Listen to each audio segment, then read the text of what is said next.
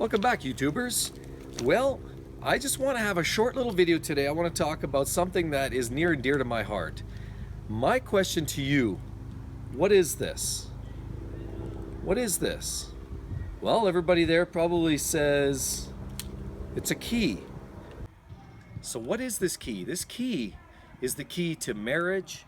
This key is the key to success. It's the key to money and wealth. It's the key to many, many dates. It's the key to lots of friends, potentially, and it's the key to a lot of fun. What is it? It's the key to a Lamborghini. And I want to talk briefly about my recent experience with this key fob and with my car.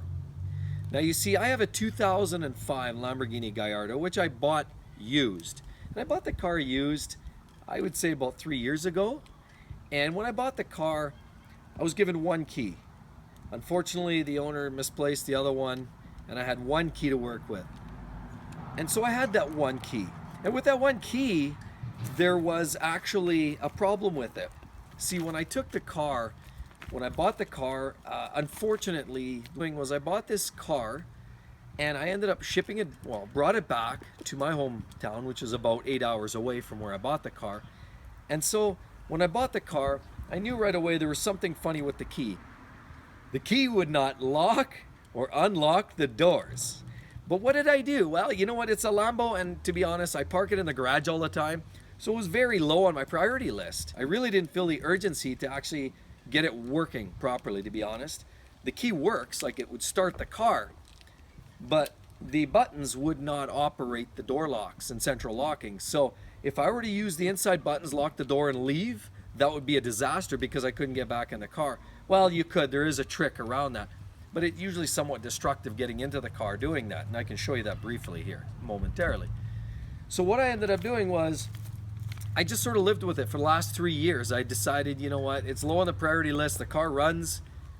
I just couldn't lock the car doors because I never leave the car anywhere. I drive it and I put it back home. I drive it and I put it back home.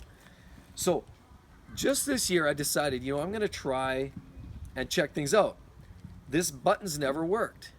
Well, I thought maybe it was a dead battery. So what I ended up doing was I took this fob, I pulled it apart, and that actually is very easy to do. You pop the back off here, and you slide this basically in three pieces really, and the battery's mounted inside there. So I changed the battery, put it all back together, and I thought, you know what, that's gonna fix this problem. Well, I went out to the car with a new battery in there, nothing. So I repeated the process, put another battery, because sometimes, you know what, on occasion you can find a dead battery in a new bag or a new package. So I tried a new battery, and what ended up happening there was nothing again. So what I ended up doing was I went online and I did a little research. And so I want to share with you guys, I really hope this helps those folks that have similar issues. And I know there's all kinds of different ways to do this. The second key I bought, I have to get actually programmed from the dealer because it's more than just the functionality of the buttons. It becomes kind of a memory thing within this, and the car has to recognize that key. The key has to be addressed. So the original key was addressed. Problem was there's still something not quite right.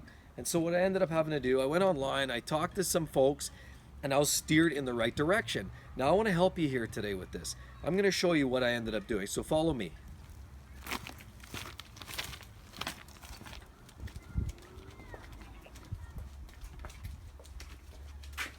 So I basically had the key fob, lock, unlock, nothing would work. Now, number one, that emergency entrance into these cars, by the way, you pop this cover, pop, and then you have a little key, like a normal key slot for this, which can get you in. But sometimes taking this off, they can get wrecked. I mean, it's all painted parts, so I'm really reluctant on taking this apart. That really isn't a last-ditch effort. So anyway, getting in there, open the car, and the process at which to do this is actually, and I want to thank those guys on the forum, by the way, because I know we have some forum watchers, and it's a magnificent place for people who have the same interests that help out, and people that are willing to help. That's spectacular. I love it. That's perfect. Thanks, guys. Anyway, so what I was directed to do was you take the key like this, you put it into the ignition switch, you turn the key on, Okay, turn it half position. You do not start the car. You just turn it to the on position. Look at the dash. It says okay. When it says okay and all the other lights kind of dim down and go, everything just sort of stabilizes, what you end up doing then is you take your two buttons, you hold them. While this is in the ignition in the on position, you hold these two buttons. 1, 2, 3, 4, 5. You hold it for 5 seconds, you will probably won't hear anything. There's no beep, there's no signal that it took effect. You let go. Off. Pull key out of the ignition. And so after you do that, what ends up happening is, well, it looks like nothing initially. And I would suggest before you try this, be careful. Here's how I did this, just in case you don't want to lock yourself out. So what I ended up doing was, I wasn't sure if it was working yet or not, but the next step in the whole process has to do with simulating you leaving the car, closing the door, and trying to lock and unlock from the exterior. So instead of going that full route, I actually just opened the door with the key in my hand. Now I took it out of the ignition, I opened the door, waited, closed the door, simulated like I was outside the vehicle.